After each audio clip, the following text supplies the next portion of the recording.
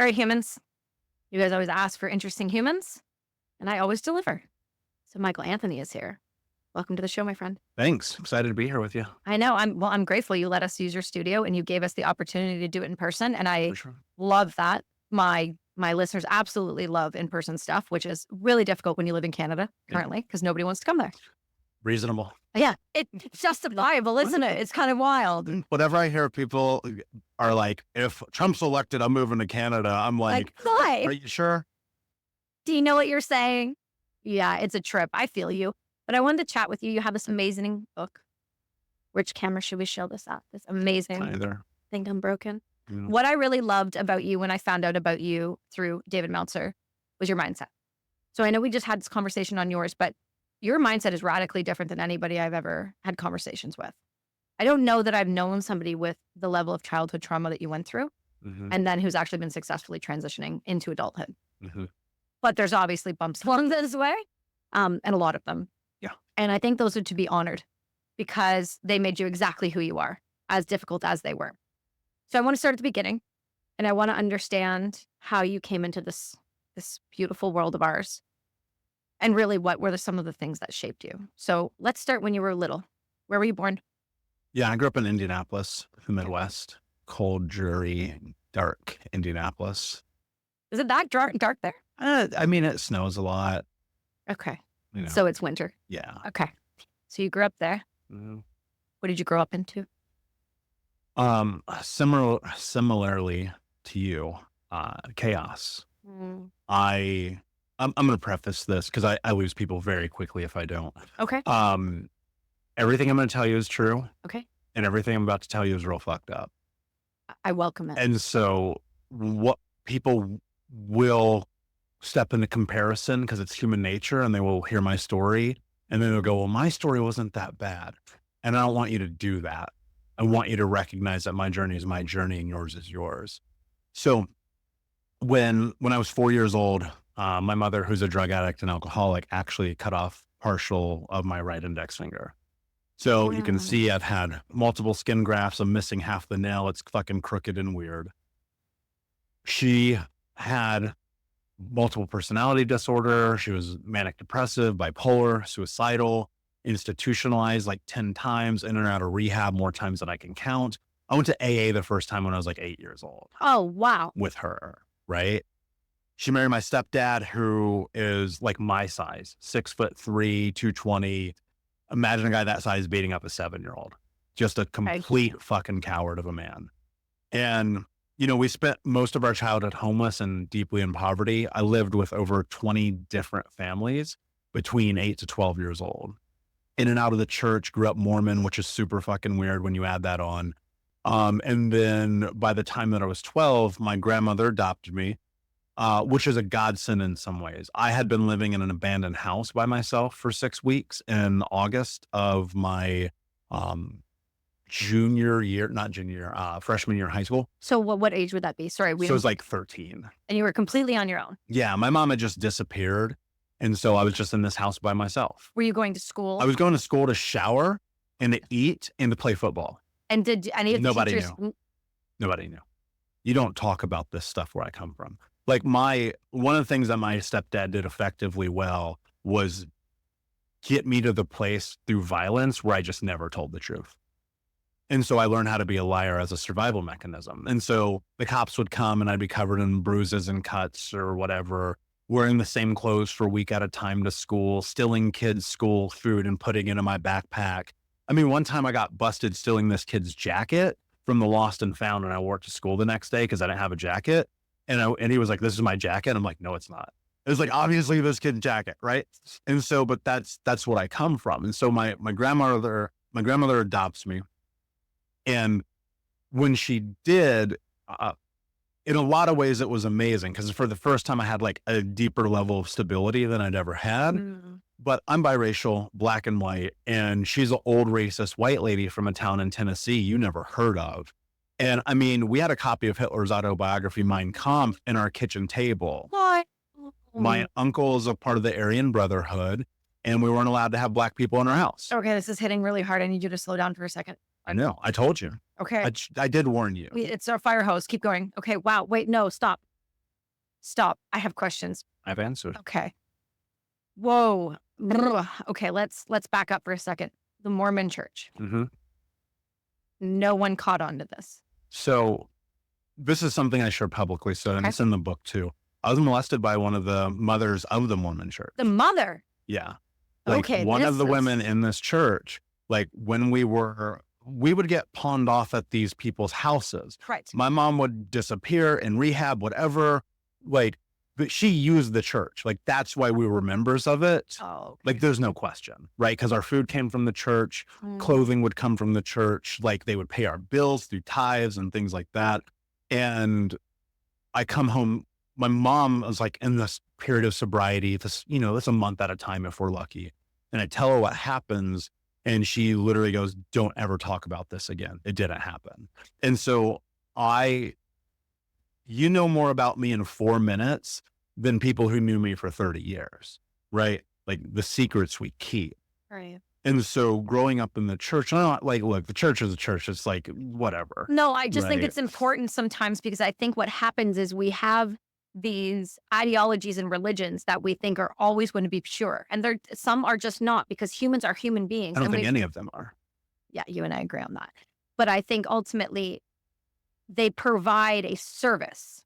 Yes. Yes. That being said, they can be abused and they are frequently. Mhm. And so I think it's important to address those things because I'm sorry, I haven't heard of I've heard of women abusing young children, but not within the church system, the way that the traditional Catholic church, you think of the priest, you think of the male, you think of the young boys, but you don't necessarily think of women in church abusing young No. children. Well, one in 4 boys are molested or sexually assaulted in childhood and nobody talks about it. Statistical fact. Why do you think no one talks about it? Same reason boys are told don't cry. I mean, we're talking about something that has infected our society in a way that we may never come back from. Now, look, I believe in being a strong man. I believe in like dealing with your shit. Right. I don't believe in little boys having their emotions stuffed down. Right. I couldn't agree with that more. So I think that a big part of it is that it is just so forbidden. Right. Like you just don't talk. And who the fuck was I going to tell? The guys on the wrestling team? I'm going to tell my drug addict mom. She's like, don't tell anyone. I grew up in the space in the window of Oxycontin and that was her thing. Okay. And so my mom would be popping those things and she was in La La Land. Right. So it's like, it didn't even matter. And I was just used to lying anyway. Did you have siblings? Yeah. Yeah. But they were all in different places. My sister was raised by her dad, different father. Okay. One of my brothers had already been taken by my grandmother. So I didn't spend most of my childhood with him. My next youngest brother got put into the system because he attempted suicide when he was 8. Jesus Christ. I know, this is what I come from. And then, you look at this and this is not uncommon. Right. It's just that I decided you asked me how I got here. I mean, there's more story, right? But Oh, yeah, we're going. like Don't worry. the thing that I made a declaration to myself that I was going to do with my life was to do whatever's within my power to make sure that I could end generational trauma forever. Mm. And that's through these conversations, through the books, through the coaching, through the so on and so forth. Because yeah, my life is pretty fucking great, all things considered, Right. but it wasn't always. Right. So you were young, you were going through this, you were being in and out of the church, and the church never caught on, and your mother didn't do anything about it, and you got picked up by your grandmother. So your Mhm. grandmother is whose mother? My mother's. Your mother's. I've never met my father. I was going to ask you that. Once, maybe, but like the more I think about it, it might not have been him, Okay. Right. which I'll tell you a crazy story about that. Okay. I'm going to come back to that. Yeah, come back to that. So you go and you're with your grandmother, who is clearly racist. Yeah, no, for sure. We all knew. Everybody knew. My grandma gave me white boy bowl haircuts. The 90s when like white, Oh my I don't God. have that kind of hair. That doesn't work for your hair. No. Imagine the embarrassment of walking around as a kid like that constantly. And so like it got to the point where when I was probably, I think I was 19 and she was sick and look, let's call it what it is. Like this is indoctrination. Yeah. This is her growing up in small town Tennessee. I'm not justifying, I'm just saying it's factual. Like look at evidence. Right. And then I think like one of the things that she did just by even taking me and my brothers was trying to make up for her daughter and her son who's in prison for life, and her other son who disappeared when he joined the military, never talked to us, and her other daughter who was arguably the meanest human being I've ever met in my life. Right. And so like, I will give her credit, but that doesn't mean that it didn't fuck me up. Of course. You know? I think having a copy of Mein Kampf on the table is Yeah. You know, I started reading it. What? I didn't know, because I didn't know. I didn't know what it was. I was just like, I'm going to read this. And I was like, Do I you didn't remember what your first take was on it? I didn't even understand. I just knew it had a swastika on it. And I was like, what the fuck is this? And, you know, but here's what was crazy. Like, I went to all black and minority high school and middle school.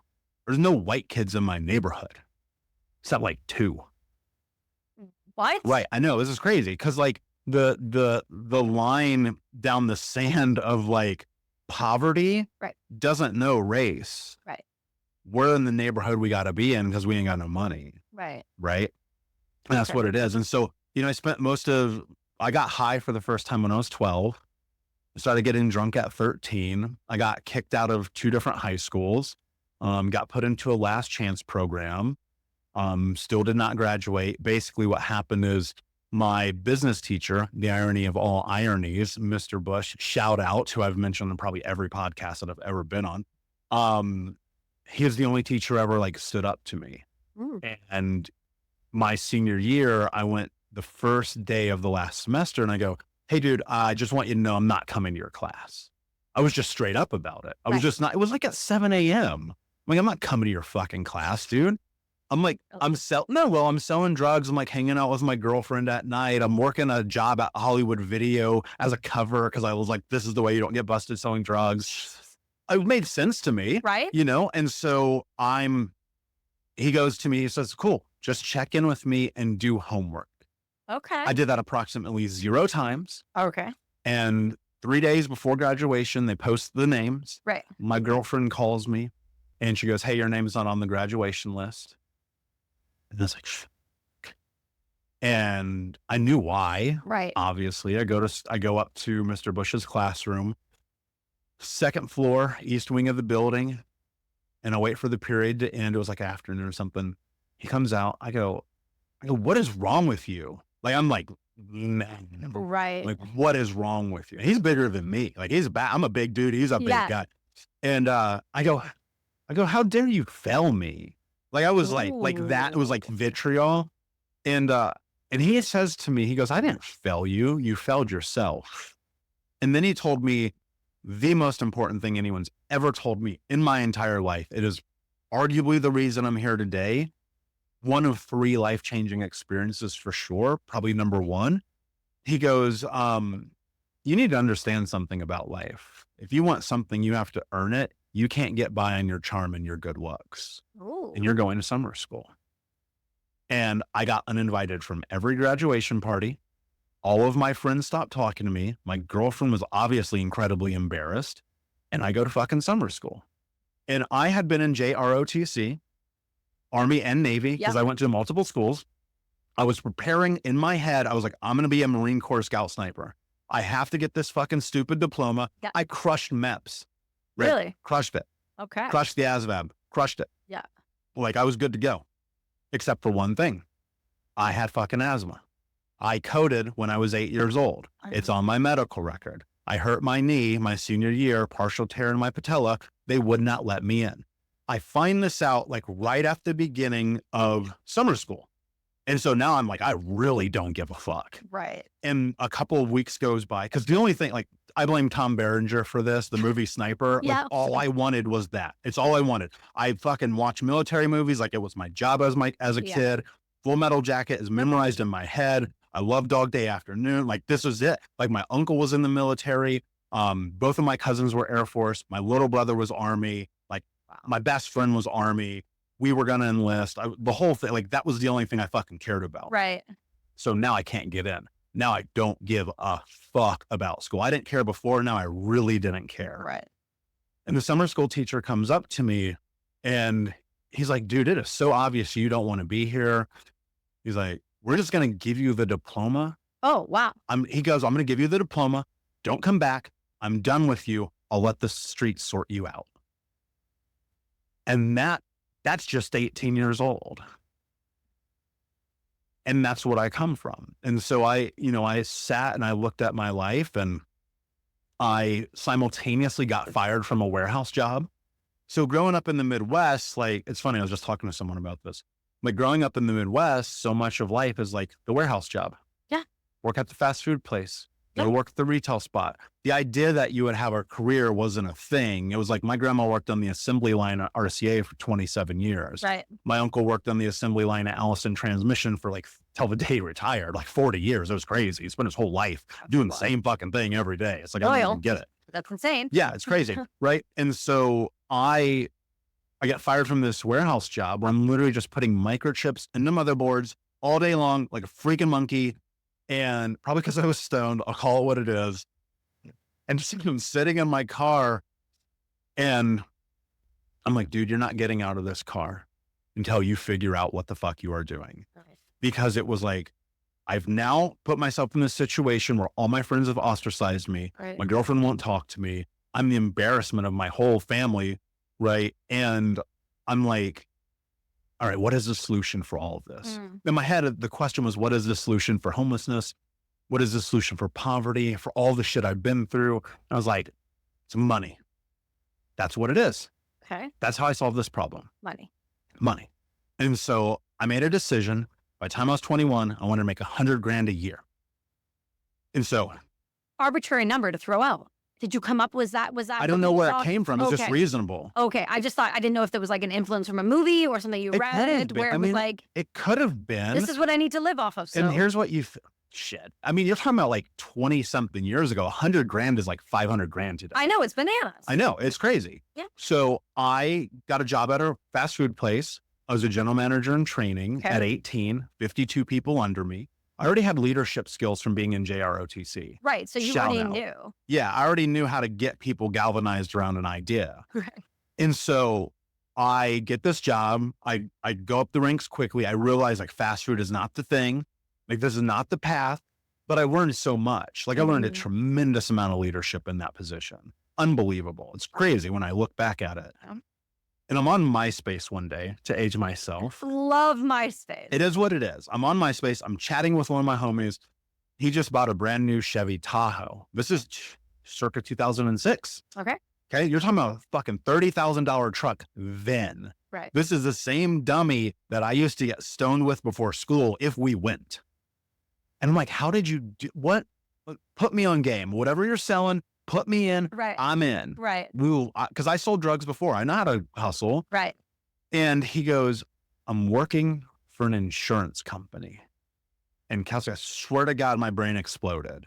I was like, wait, what?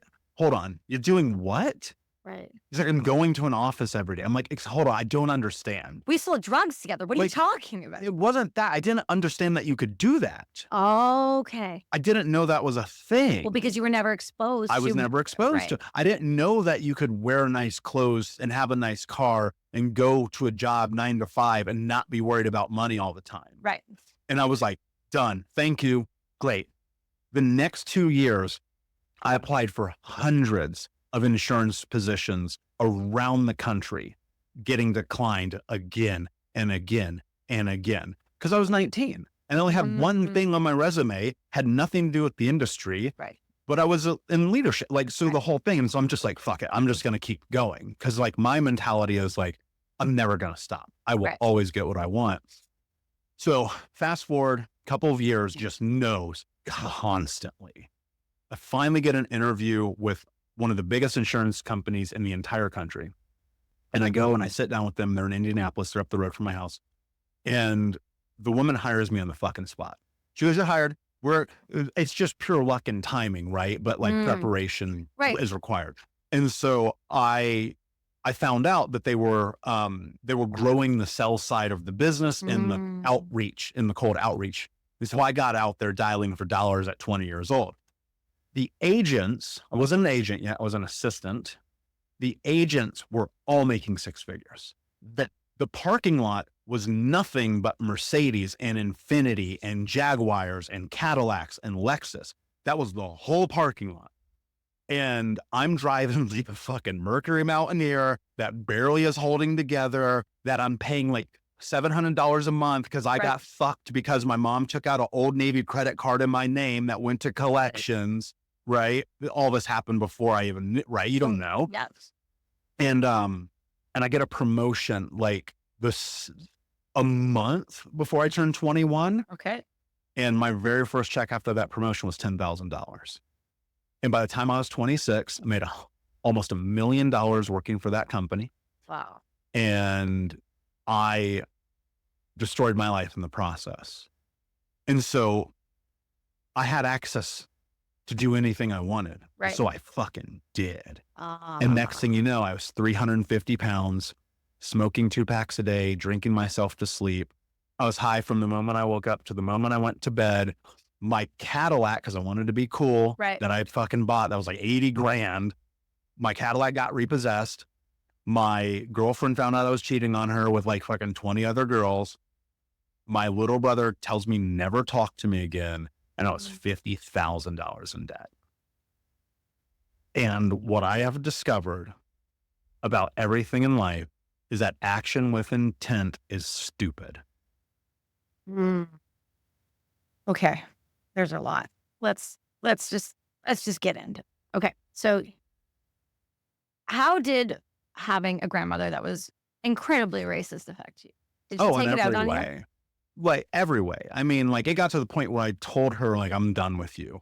When two things happened in a very short proximity of time. One, I told my mother I'll never talk to you again.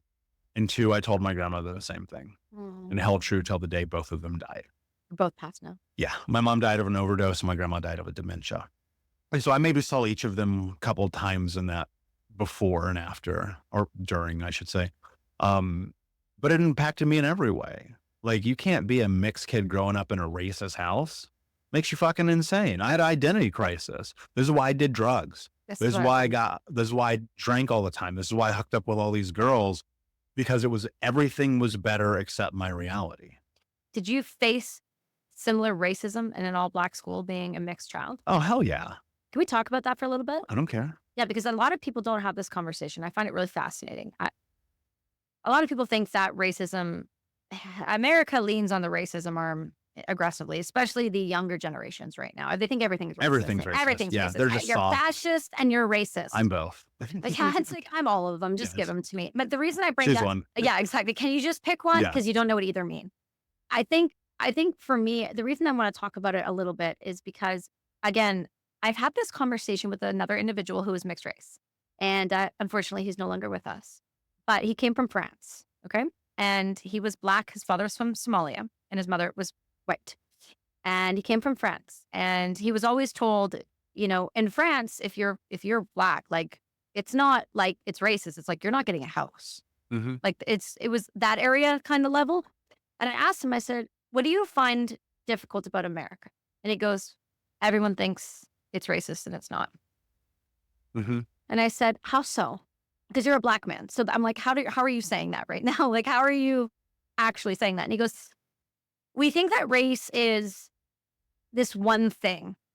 And it's kind of not. And he goes, when mixed race children come into the picture, it's different because you're never fully accepted by white people and you're never fully accepted by Black people. Mm-hmm. But yet you're racist if you have that conversation, because how dare you talk to somebody about their race and how dare you ask them about how that feels from the other side.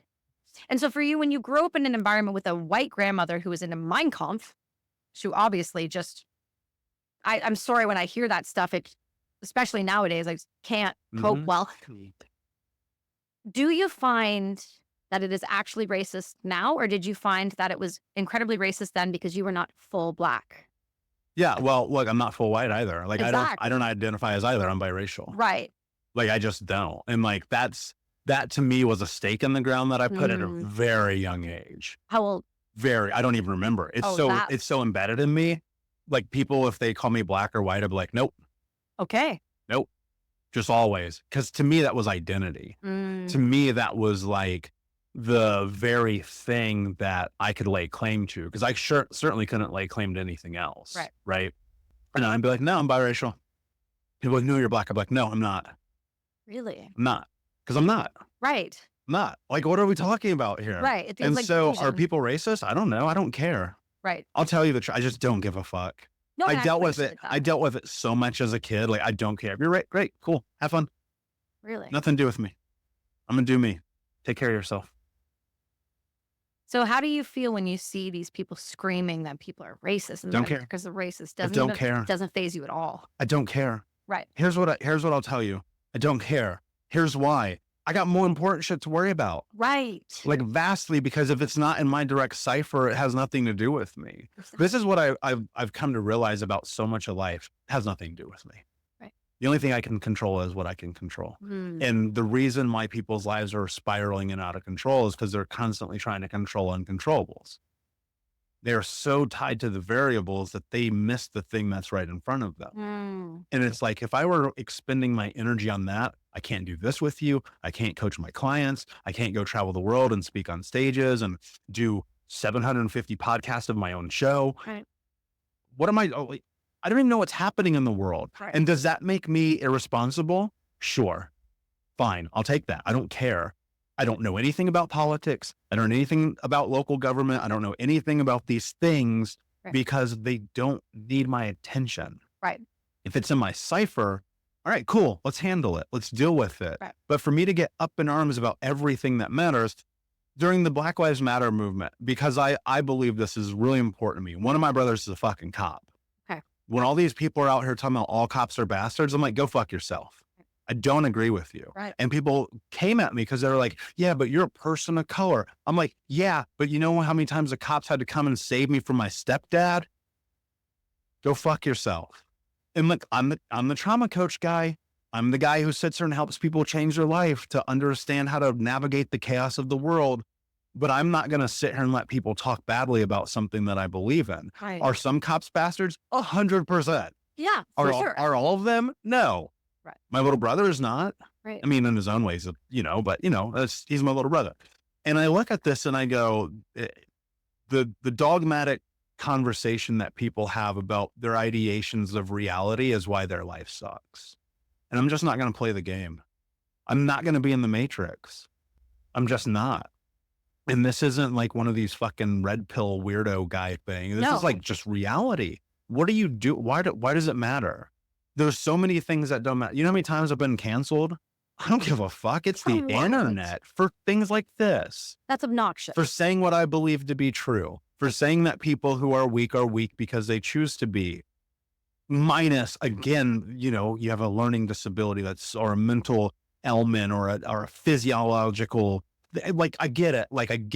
You know what I'm saying? I have a fucking learning disability too. I've written 3 books. Right. Great. What other excuse do you want to give me? And look, here's the thing, Kelsi. I just come from a different mindset. I came from fucking nothing. Right. I don't care about your excuses. I'm super obsessed with this conversation right now. And the reason I ask this is because when the Black Lives Matter stuff happened, I was seeing a lot of controversy around biracial individuals because they were standing up to BLM and being like, this is obnoxious. Well, a lot of it's obnoxious. It all is. But all right, here, I'm going to challenge you right now. Let's go. I want you to think about what I'm about to say. Okay. Because I made a decision after that to no longer get involved in anything that wasn't directly in my control. Okay. And so now it's been a few years. And what I realized is that the division and propaganda that we are subjugated to on a daily basis is the reason why your life is out of your own control. And I played the game too, because I'm like, I'm a person of color, like this matters to me. And then I just kept thinking, I was like, wait a second. But then COVID happens. And then now this trans thing is happening. And look, do your thing. I'm not here to pass judgment. I don't give a fuck. You want to put peanut butter up your ass and roll down the stairs and that's how you get off? Godspeed to you. Congratulations. I don't care. Right. That's not what I'm saying. What I'm saying is the next thing is coming. It's always coming. The next thing is coming. Whatever the thing is that you need to be distracted by is going to come. Mm-hmm. Inflation, the next election. Measles. They might take away marriage in general. I don't know. I'm just making things up, right? Yes. It might be illegal for you to do anything. So I got shit to do. Right. That's my whole point in just saying all that. It's like, if you think about it, how many times in your life You have given emotional and mental energy to things that don't actually matter. It's unbelievable. Mel Robbins says that. She talks about that a lot, about emotional hooks into people and things. She talks about the amount of outpouring that we give to other people when we don't even realize that we are draining ourselves. And so the reason I bring this up is because I can honestly say I've never spoken to somebody who is biracial and said and heard this side of the conversation. And I think it comes down to the excuses and the things that we put in our way. When people tell me that the way of the world right now is that there are people of less than, and we must have others in power. We must have 2.5 Black people and 1 Indian person and 1 blind person. And we must have all of these neurodivergent people flying planes. We must be doing this. It's because it's to make the world a better place. Okay. Yeah. Okay. Great. Cool. So how do you advise individuals that when they're going through this and they're stuck in the matrix and they're in these moments of, I can never be because of the color of my skin. I can never be because of the way I believe. I don't know. I'm not saying you're not wrong. Right. I'm just saying I'm not giving it my energy. Be so good they can't ignore you. Stop making excuses. Right. I come from nothing. I fucking was homeless at 8 years old. Like, my mom cut my finger out. Like, I can keep going. I didn't even get into the fucking, my 3 best friends getting murdered. Oh, we're going. I didn't even get into that. I didn't get into the putting a gun in my mouth. Like, I get it. Like, Wow. like the world, who the fuck thinks, who owes you understanding? Who owes you this idea that just because you are, you deserve everything? You've got to earn every inch. And I know that's intense. I don't think that's intense. I think it's intense for a lot of people. Why is that? Because a lot of people want to be a victim. And a lot of people, like, and I get it, because I was a victim for a long time. I go look at my life in my 20s, could not be more victim. It was everybody's fault. Everything was everybody's fault all the time. It was the church's fault, school's fault, parents' fault, teachers' fault, peers' fault, Obama's fault. It was everybody's fault. Give me a reason to blame somebody for my actions and my decisions, or my lack, or the abundance I don't have, and I will give you someone else's responsibility. And so for me, when I sit and I'm working with people, it's really just about helping them understand one reality, the reality that they choose to live in.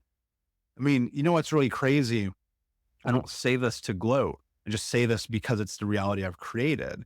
To go from literally sleeping on a concrete floor with no mattress, huddled next to my 2 little brothers, being covered in roaches and rats, in a house that my parents couldn't afford because they spent all of their money on drugs, to sleeping on planes in first class, traveling the entire world, is a choice that I've made to work my fucking face off to be this version of me.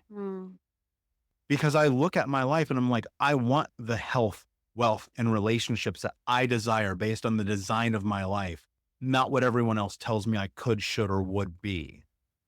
And that to me is about understanding that you're playing a game with yourself every day. Right.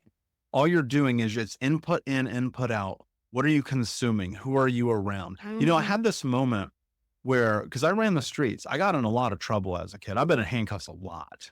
Luckily, never arrested. I was going to say. Luckily. Divine intervention, to say the least. Would they just grab you and hold you? Yeah. Okay. Yeah. And then just search me, search my car, search my lockers, probable cause, you look like a guy. Oh, you look like the guy. I was the guy, trust me. I was the guy. Here's the thing. No, there was, because there were times where, like, me and my best friend, we'd skip school, we'd break in your house, we'd steal your shit. Jesus. But we had a stash spot. Oh. And so we give it a little bit of time. We never got caught with anything on us. You're going to break the law. That's how. I would advise that you break the law. Maybe be clear. Don't break the law. Hypothetically, if I broke the law, Anecdotally, this is what I may have done. Right. I was the guy. Yeah. I was a product of my environment. Absolutely. You want to keep being a product of your environment? By all means. You want something different? Okay. Let's go get something different. But if you're always going to be concerned about matters that are not your concern, your life's going to be very hard. It's just distraction. It's all distraction. I'm like, The election that we're facing in front of us right now, it's Mhm. like, which old crazy white guy do you want to be president? Flip a Right. fucking coin. Right. But for me to sit here and go down that path and read all the articles and listen to all the content and watch all the debates, it's like, what are we doing? And again, I will say this. Am I lacking in social responsibility? Very likely. But every day I get a text from one of my clients. Thank you Right. for changing my life, for helping me believe in myself. Things I'm focused on my goal in generational trauma in my lifetime. I don't care about anything else. I'm zero Mhm. focused. I do not care. That's the reason when you say, "I do not care," I wanted to pull that apart a little bit because people are gonna hear that and just be like, "What do you mean he doesn't care? He doesn't care." I don't I think that you don't care, but I think that the reason you don't care is valid. And Mhm. I think the reason you don't care is a wake-up call for a lot of people. And it's not that you don't need to be socially responsible and that there isn't a balance in that for some individuals, but it is a vortex people get sucked into. Mhm. It is the thing that happens that literally encompasses everything. Who they are, who they hang out with, what they choose to eat, restaurants they go to, Yeah. because the person was told that this is woke and this is not. So when you say, I don't care, I can respect that very much so. But I wanted to give you the space to understand when you say, I don't care, what that means and why. Most people are more concerned with how other people think about them than how they think about Oh, for themselves. sure. And I'm not. Mm, Great. You like me? Cool. Whatever. You don't like me? Okay, cool. Whatever. it's not going to change your day. It's not, Yeah. because I'm going to go do this one thing that's incredibly important. I'm Mm, going to go look in the mirror and I'm going to be okay with the reflection. right. And I wasn't for a long time because all I ever did, like, I grew up in this space where it was like I had to learn how to be a chameleon Right. for survival. This idea that children are meant to be seen and not heard held so true in my home that, like, me ever asking for what I needed was a surefire way for my stepdad to beat the shit out of me and lock me in a closet. Right. And so I learned how to always keep my opinion to myself. God forbid you get sick in my house. Holy shit. My stepdad beat the shit out of me one time because I had the flu. Right. Like, my mom, I lost my key one time. She wouldn't let me back in the house. Right. And so I learned, okay, how do you bend? Right. How do you become what everyone else needs you to be at all times? I was incredibly codependent Okay. to the point that it impacted my life so desperately that I said yes to everything all the time, no matter what it was. Okay. I go show you and paint you a picture of my life by the people who were in it at that time. Drugs, women, partying. What do you think my life was? Drugs, women, partying, spending money on everything, doing things I didn't want to do. I would do stuff I had no interest in because I was so scared to tell people no. Worried about what they would think of you? Ever worry about like the physiological response to any conflict Mm, would set me into an immediate panic attack. Right? But that's literally beaten into me through childhood. it's the nervous system. It's the nervous system entirely, right? You know this, you work with regulation. And so it was like all these little things kept coming to pass over the years. I'm leading somewhere with this I don't care concept. And what happened was I just started to realize, like, freedom is independent thought. And that's it. And I have my own opinions about things. I don't care if you agree with me. Right. And I don't care if you do agree with me. It's just it's for me. And that's one of the things that I teach my clients. Like, healing trauma isn't really about what you think it is. This is weird. It's so subconscious and deeply rooted in you Mm. that healing trauma is actually learning this really simple thing, but being able to follow through on it every single day in light of the most difficult things that we do. And that thing is this: do what you want to do because you want to do it. Don't do what you don't want to do because you don't want to do it. That's the cornerstone, because trauma isn't the cuts, the burns, the thing, like, it's not that, Right. right? It's the theft of identity. Mm, Everything's taken from you. Everything you think you understand about reality is shaped and bent and warped into this understanding of what you think you need to be because you have to be that to survive. And then eventually, here's the dark part about this. It serves you for a period of time Of course. to be that. And then it doesn't. And in the moment when it stops serving you and you can recognize that and you start to do the work, freedom is what we seek as humans. Arguably, people don't financial freedom. I'm like, that's great. Money is abundant. You can always find more. Right. Trust me. When I was 8 years old, I would steal candy from Big Lots on the corner of 30th and Georgetown, put on my Boy Scout uniform and go sell it door to door for $1 a bar, making 100% profit. What? Money is abundant. It is everywhere. Oh my, And so oh my, oh, God. let me say that because this is very important. And so like the thing that I'm always moving towards for myself and for everyone is recognizing that your identity was stolen. You have to take it back. And so when I say I don't care, it's not as simple as, oh, I don't care. Right. That's nonsensical. That's nonplussed. When I say I don't care, it's so deeply rooted in me because all I did was care about Kelsi's opinion and I don't give a fuck. Right. I think that's that's why I wanted to understand that more, because I know how it can sound, but I know that's not what you mean. Yes. But somebody listening to this will go, well, he doesn't give a They've fuck. already stopped listening. No, they haven't. Not my listeners. My listeners I love your thrive on this shit. Okay. I want to talk about the obesity and how you got there, because that is, and the fact that you're in incredible shape now, that is a path. That is a choice. That is a journey. Were you, Oh shit, you can't say it's a choice. You're going to get canceled. it's a choice. It is a choice. I'm sorry, but it is. It's a choice. It is a choice. And yes, but it's rooted. Yes, obesity is also rooted in childhood trauma 100%. and in emotional eating. And I understand where it comes from, but it's still a choice. And the choice is to decide to heal and work through it or to continue down the path. So it's a choice. Hard truth. I chose today at Sean Kelly's to not eat the cheesecake that came in, even though it was beautiful and awesome and looked amazing. But I know I didn't need it and it wasn't good for me. I wanted it, but I didn't. Choice, made it, moved on.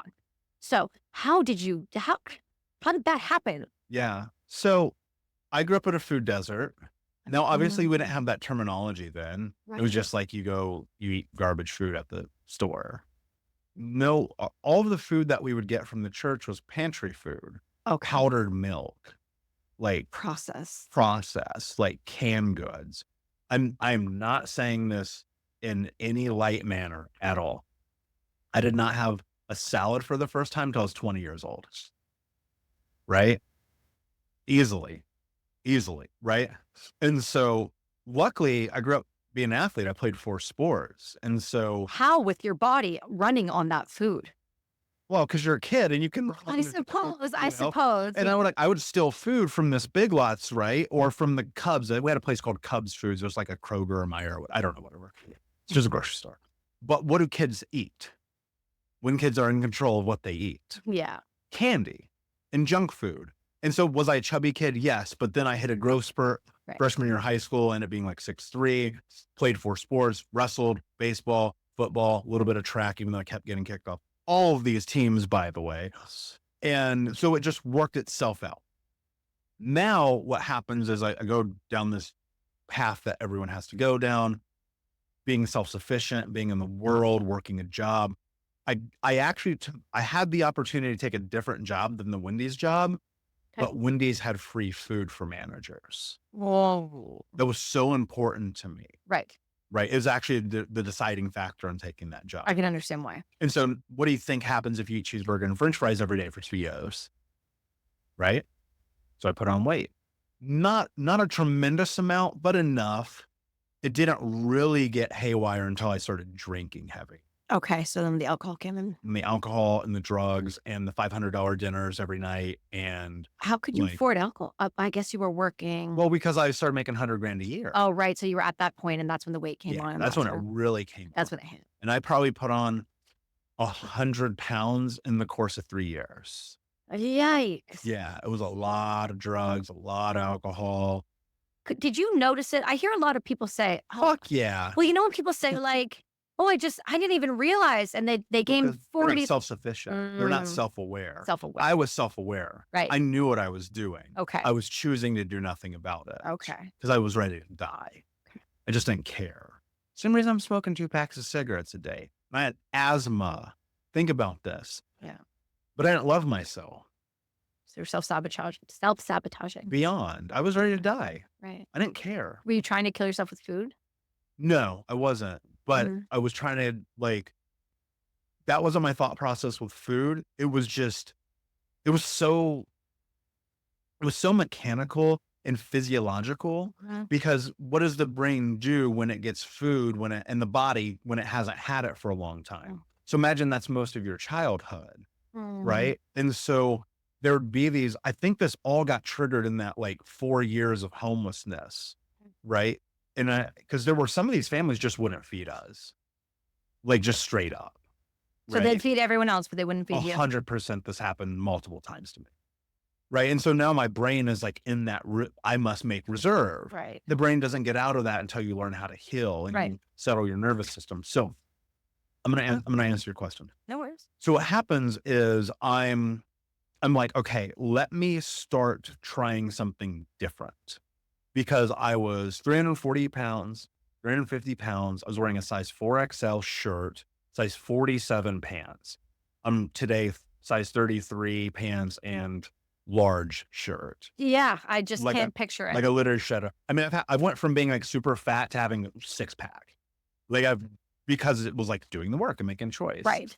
So at 26, I was like, I'm just going to try to get healthy. I didn't know what that really meant, but it was I'm going to do things differently.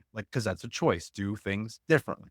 And the different things were, I'm going to change the way I eat. I'm going to try to stop smoking, try to stop drinking, I was just trying everything. Right. Right. You know, as well, you can't try anything, either fucking do it or don't. Right. I didn't understand that yet though. Okay. And so one day, I always want to shout this out because it's really important part of my journey. There is this guy named Diamond Dallas Page. Now, What's the name? DDP, well, he's a professional wrestler. Oh, perfect. So Dallas was my favorite wrestler as a kid. Okay. And one day, I'm going to show you this when we get done. One day I'm on YouTube. This is 10, 12 years ago. And there's this video that he has released, Dallas has, because he started a company called YRG. Okay. Which is yoga for regular guys. And I was like, I'm a regular guy. What's regular guy? It was perfect marketing, except everyone knows guys don't want to do fucking yoga. But I was like, I'm willing to do anything. He showed this video of this guy, Arthur, and Arthur was a pararescue trooper who had got injured in the line and had come back and put on 150 pounds. Well, got on Dallas's program, lost it all. Changed his whole life. And I was like, fuck yeah, I'm in. Send me the DVD. I have the receipt. I'll show you. It's May 12th, 2010. I love it. I get these DVDs, right? Well, luckily I have this old ass email address, right? And so the DVDs come in. You have to think, I am so embarrassed. I'm living with my girlfriend, dead broke. A business that I'm running is failing. My little brother is living in the other room. And these DVDs come in and I'm hiding my yoga mat in my closet behind things. Nobody knows I have this. Okay. And so everybody goes to work and do their thing or they're gone. And I go throw in a DVD. Not porn. No, I'm throwing in a DVD. I'm throwing in yoga. And I just started on that mat. Okay. And just this transformation started to happen. I didn't know it at the time. I thought it was working out, but what it was meditation. What it was healing. What it was personal development and growth and pushing myself through difficulty and holding poses and going through this whole thing. Mm-hmm. And then it turned into this woman named Hajan opened up this place called the Hot Room, which was a hot yoga studio in Indianapolis. And I don't know how I even found out about it, but I just found out about it. And I was like, I'm going to go do hot yoga now.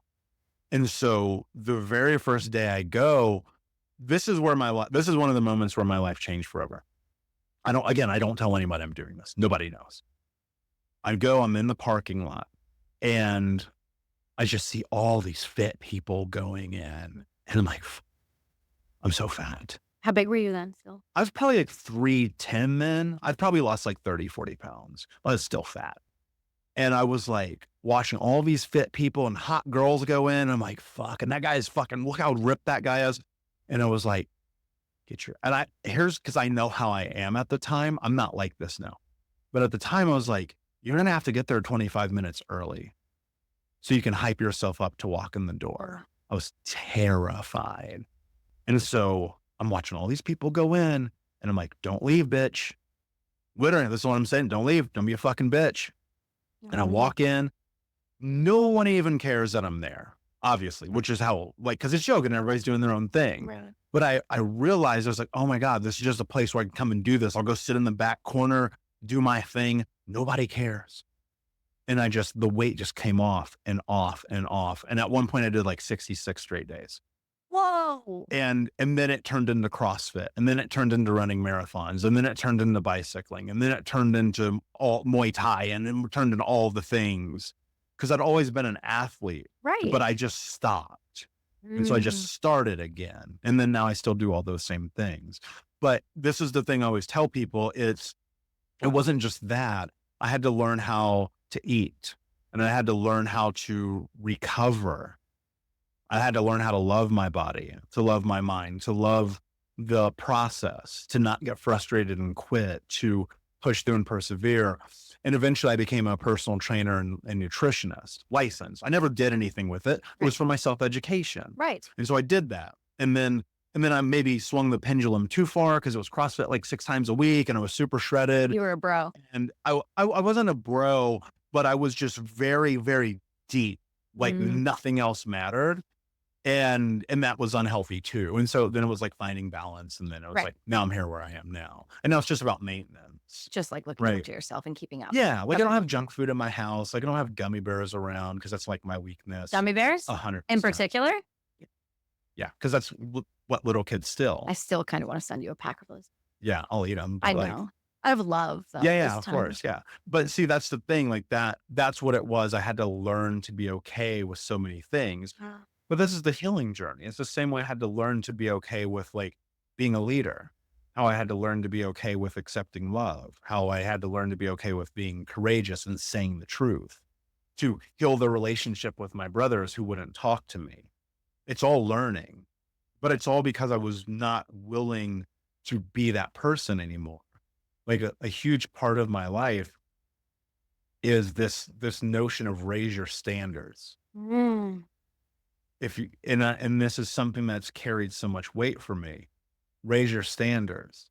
Nobody cares about your problems. Like nobody does. Like, I'm sorry. Like even as your coach, and I've coached thousands of people. Go look at the testimonial. There's hundreds of testimonials, Right. hundreds of testimonials and reviews on my podcast. Same for the book. Right. And I tell people this every single day. I'm not here to be your friend. I am here to be your coach. And that's the same way I am with myself sometimes. And I know people will be like, you should namaste and blah, blah, blah, blah, blah. And like, There's a time and place for that. there is 100%. But it's not every day. Sometimes you need to put your foot in your ass. Yeah. And that's the thing that changed my life and how I lost the weight.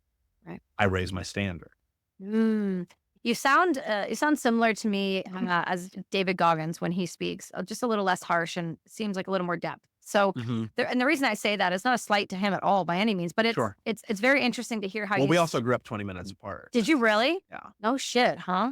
I find that fascinating. It's just the obesity thing. I see the correlation, but I also see the hardship and what it takes to overcome that. Can I add something to that? Because I think this is really important. Of course. So do you know what the ACE survey is? So the Adverse Childhood Experiences Study. Okay. This is done by Dr. Folletti and the California Center for Disease Control with Kaiser Permanente in 1994. Dr. Folletti was helping obese patients lose weight. Okay. And he would see people would lose weight, put it on, lose weight, put it on, lose weight, put it on. We're talking about obese people. We're not talking about people who had a great winter. A great winter. Talking about obese people.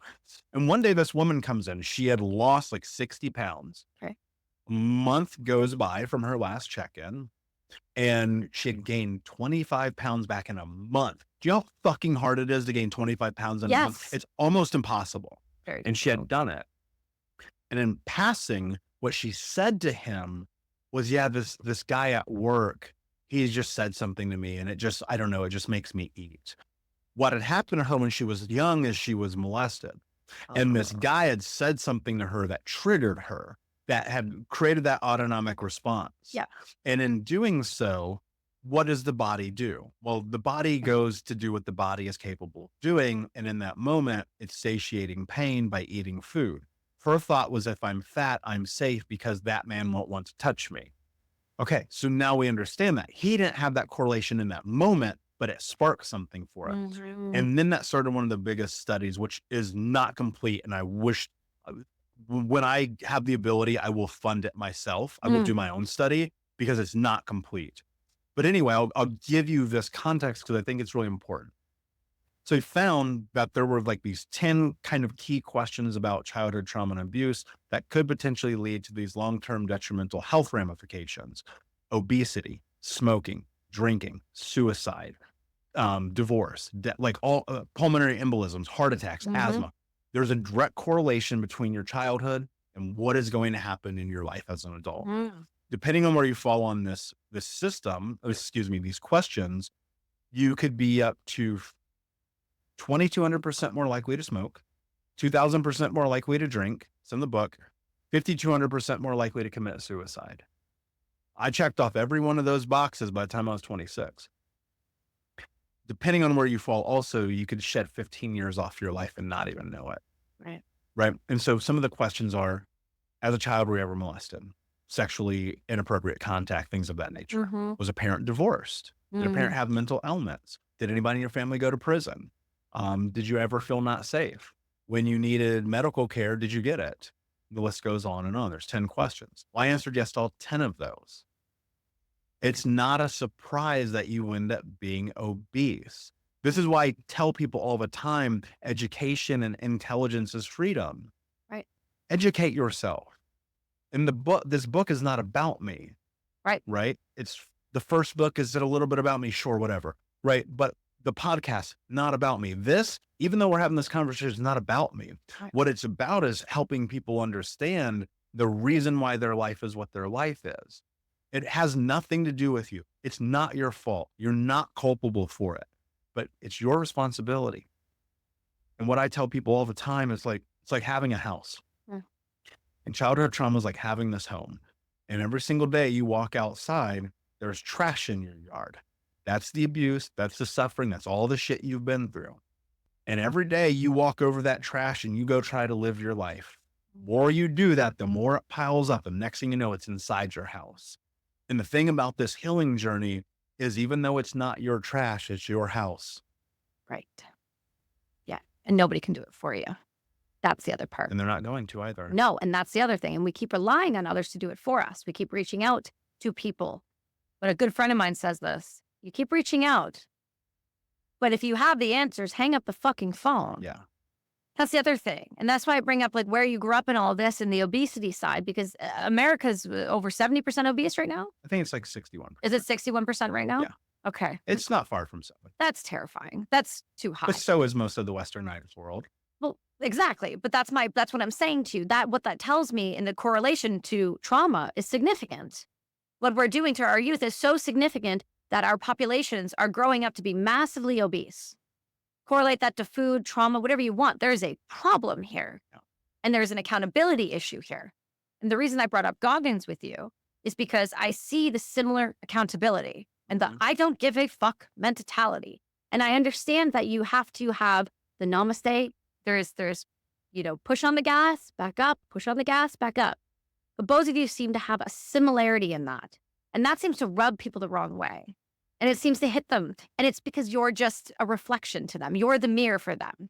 If I would have told someone the things that I tell myself before I was ready, they would punch me in the face. Right. Like, no question. So so that's what I want to understand, because you are a really prolific coach. I've heard of you from several different people well before David. I had known who you were, and you said I've been canceled before. I don't think anything that you've done has justified any of those things, but that's my personal opinion, and that's how I feel about it. Sure. So looking at that as a coach, at what point did you decide that I felt capable enough to walk into someone's life, be able to read them well enough, and help them understand themselves enough to get them to where they need to be? My superpower has been reading people my entire life.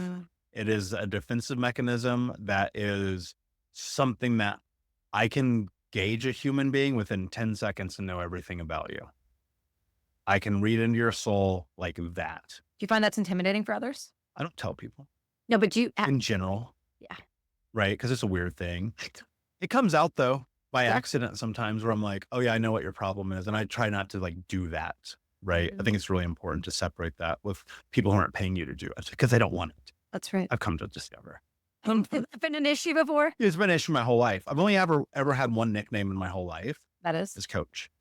Wow. That's the only nick or fuckface, but like in other Okay. ways. Yeah. Sure. And so like as a kid, I had to learn how to read people because I was around so many different people all the time Mhm. in many unsafe circumstances. Right. And so I had to know whether or not I had to go to sleep that night. Right. So I read people and I looked for tells and I looked for signs and I looked for the thing. You know what I mean? You walk Yeah, into yeah. someone's house and you're like, oh yeah, I know this isn't safe today. Right. You can feel it. Yeah. I trust my energy. I'm an empath, believe it or not. Oh, no, I know. Despite all the things I say, right? Like I read people better than they read themselves. That has both been something very beneficial for me and something that has held me back over the years. Mm. Because again, people don't want to be told about themselves unless they ask you. So I've had to learn how to like navigate that. You could just be a comedian and do what everyone else does, where you Yeah, just roast motherfuckers. just like Tony Yeah. Hinchcliffe does. It's Yeah. he's admitted it's a defense mechanism. I know. Yeah, it is 100%. And so I was writing I'm a writer first. Okay. I've written many books that have never seen the light of day because Wow. they're just because I wanted to. Just to Yeah. write. Yeah. I wrote a screenplay when I was 8. Do you still have it? No, my mom threw it away. Oh, I'm so sorry. It was a vampire romantic comedy How did you know what a romantic comedy was? because I saw a vampire in Brooklyn Oh. with Eddie Murphy when I was Okay. super young. Okay, that makes And I was more like, sense. I'm going to write. And so because we were Mormon, my Right. mom had justifiably thrown it away. And so I've always been a writer. So I'm writing. And I'm writing all this stuff and people are reaching out to me because of SEO and the internet and blogs. And I know how to do marketing and blah, blah, blah. And I have this guy reach out to me. He's like, will you coach me? Will you help me? And I was like, fuck no, Really? absolutely not. There's no way I'm doing this because, and look, I'm the same guy who would see Tony Robbins and be like, fuck that guy. Yeah. And Tony Robbins has personally coached me before. Right. Right. So like I get it. context, right? Yeah. And I love that you said that, but fuck that. I hated Tony Robbins with passion. With I passion. told him, I don't know, because fuck Tony Robbins. Yeah. Because it was the reflection of the person I thought I could be Mm. or didn't believe I was capable of being. There it is. Right. You know, and you don't know that when you're 26. Right. Right. And so this guy was emailing me and he's like, hey, will you help me? And I was like, no, dude, I'm not. And he wouldn't leave me alone. Persistent. And then I was like, fine, X amount of dollars. It was unreasonable. It was I asked the amount $250 for one session. for one session, Okay. which, and this is yeah, I was gonna say, almost what 9 year- years ago. Yeah, I was gonna say what year? Yeah. I have no credentials.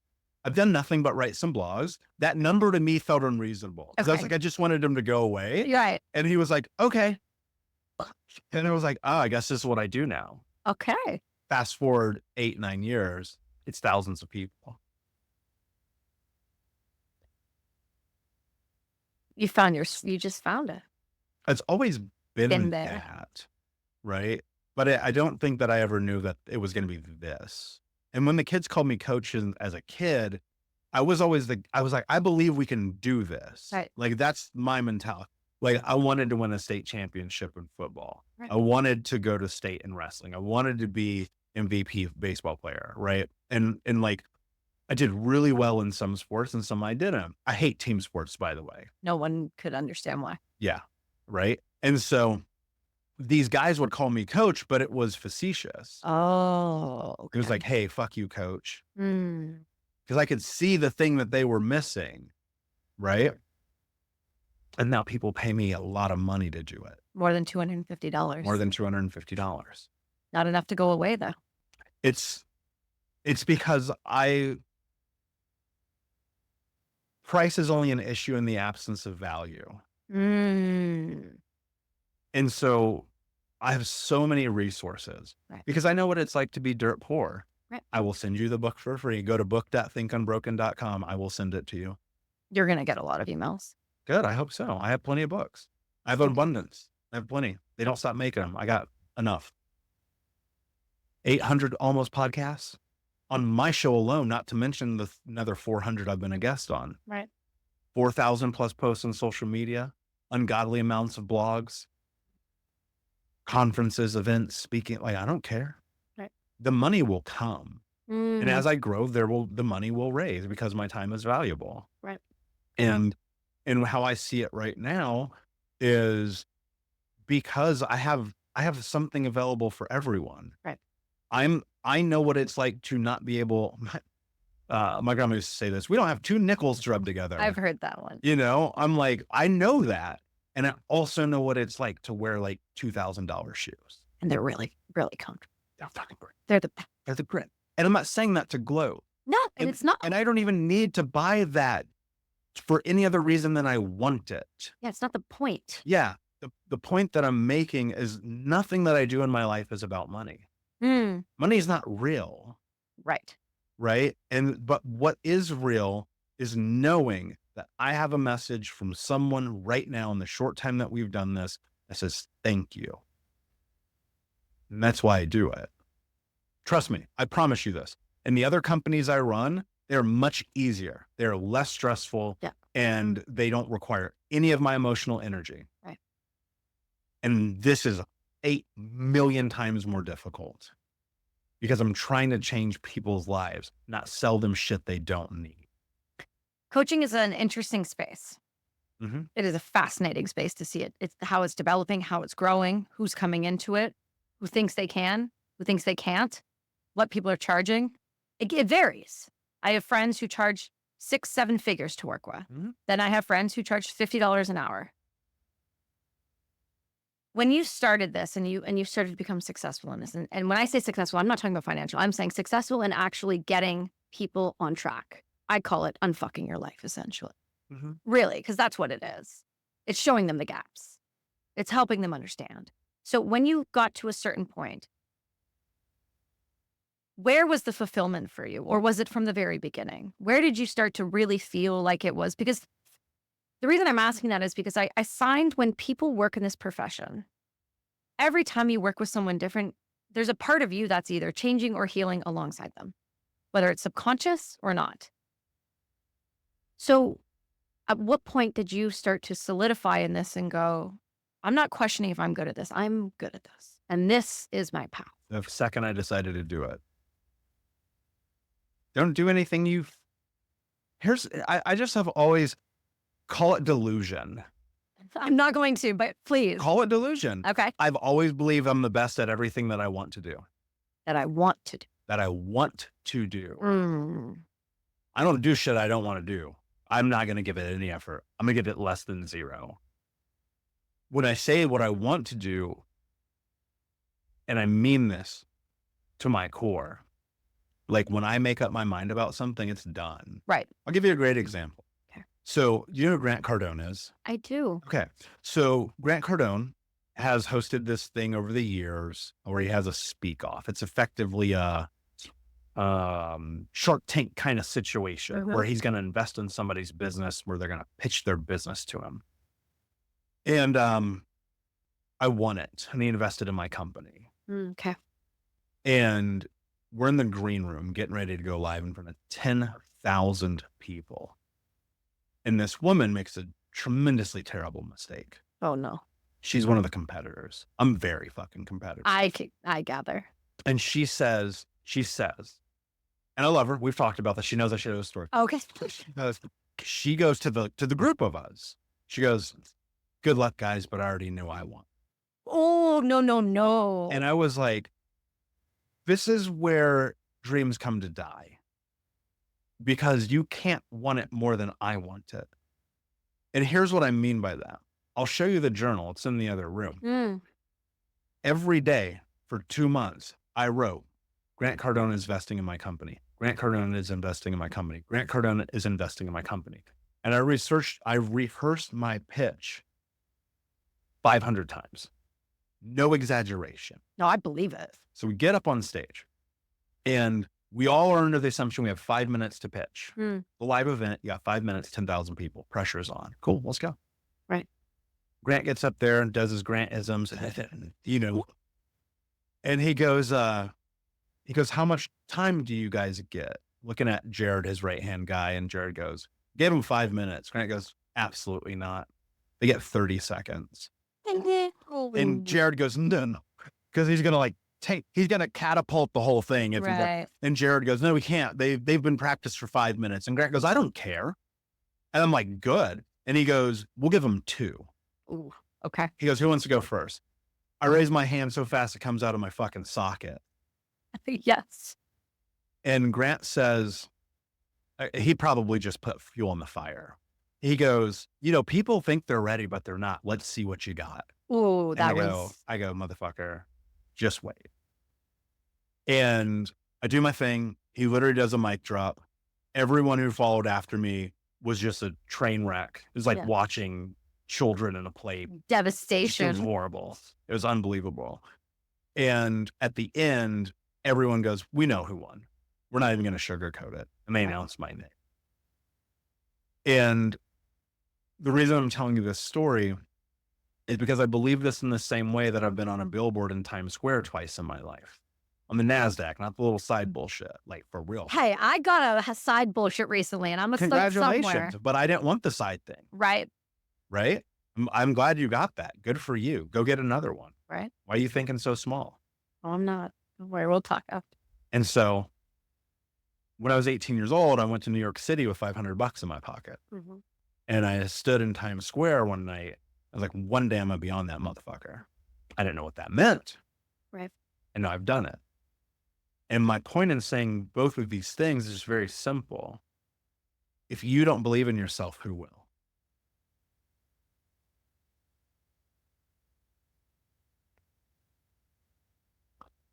Oh my. I don't think my listeners have a clue how valuable this hour has been for them quite yet.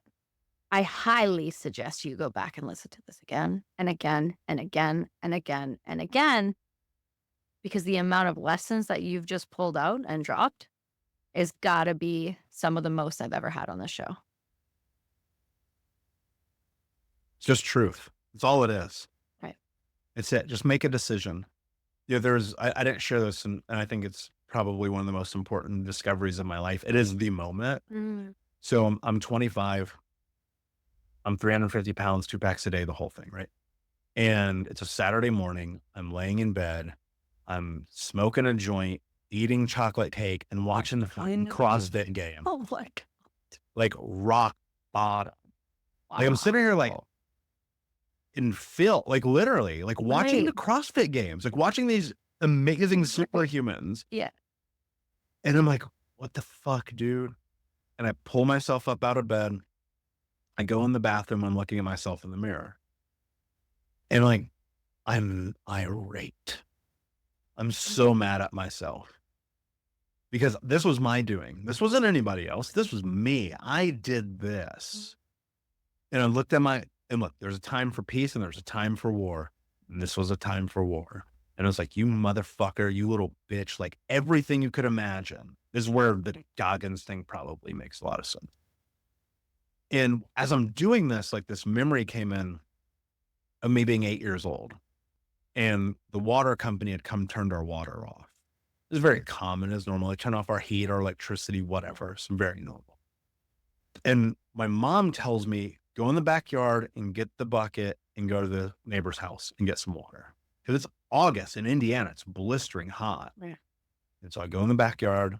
I get this little blue bucket. I walk across the street to our neighbor's house.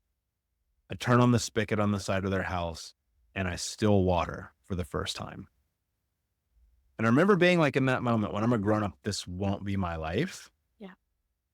And I realized looking in that mirror at heading into 26, it was a couple months away. I was like, you broke that promise. Mm. And I started asking myself, like, what are you willing to do? What are you willing to do to have the life that you want to have? Mm. And the answer was no excuses, just results. And that's why I'm here today. And if people can get to that, right, everything's different. How do you suggest they start? Stop being a bitch.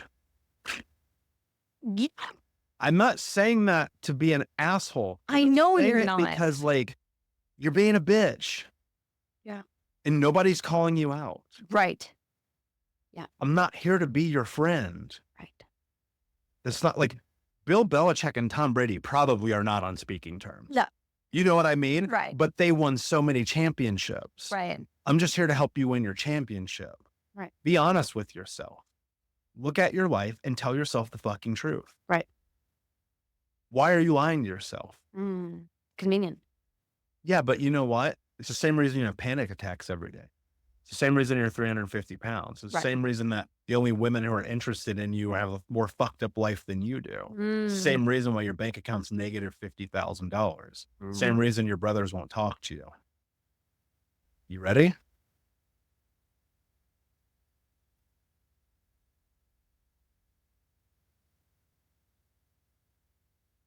You're the fucking real deal, hey? I'm just me. Yeah, you're you, but it's different. It's different. I've sat across plenty of people who say, "Nah, I'm just me. I'm just honest. I'm just ruthless. I'm just brutal. I'm just tell the truth and I mean it from love." But I know their life on the outside. I know what they're really like. I know what they're like on camera and I know what they're like off camera. And they're not the same. It's not often you get a mix where it's actually who they say they are. So when you do, it's full body chills. Because if you can do that from where you're from, and you can become this man now, not in spite of, but because of, that to me means I don't know why we are the way we are. Because if you can do it, why the fuck can't anybody else? They can. They can. Just a decision. You're one decision away every day. Every day. You got to want it. That's it. You know what I mean? It's like people half want it. I'm like, you're not going to get it. Right. This is not mine, but this is Eric Thomas, E.T., hip hop preacher. I love this. He says this all the time. You got to want to succeed as much as you want to got to breathe. Yeah. And I'm like, yeah, it's true. Right. But success isn't like, you don't need the podcast or the books or the money. Like, that shit doesn't matter. Right. How do you feel when you look at yourself in the mirror? Because I'm good. Right. Do I fuck up? Yeah, for sure. Yeah. 100%. I'm still human. I'm never going to sit here and be like, I'm preaching from the pulpit. Right. I'm not. I'm a nightmare. Fuck, I wouldn't want to deal with me if you were my friend or someone I date or, future partner, like business associates. I'm fucking stubborn. I'm annoying as shit. I'm driven. I'm up at 5:30 in the morning. Yeah. Like, I go real hard Yeah. because I know what it's like to do none of those things. This side is way better. Jocko Willink wrote Discipline Equals Freedom. I will argue that book changed my life forever because it made me realize like so much of life is just in the showing up. That's all. I just try to show up. That's all people need to do. Show up with intention. Choose what you want and go for it all out. Maybe I have like a get out of jail free card, right? Because I've already been homeless, so I'm not scared of it. People have never fallen that far. They should try. That's really interesting. They should try. I wonder what your life would have been like if your grandmother didn't step in. Oh, I'd be dead. You think so? For sure. 100%. Same with your siblings, eh? Maybe.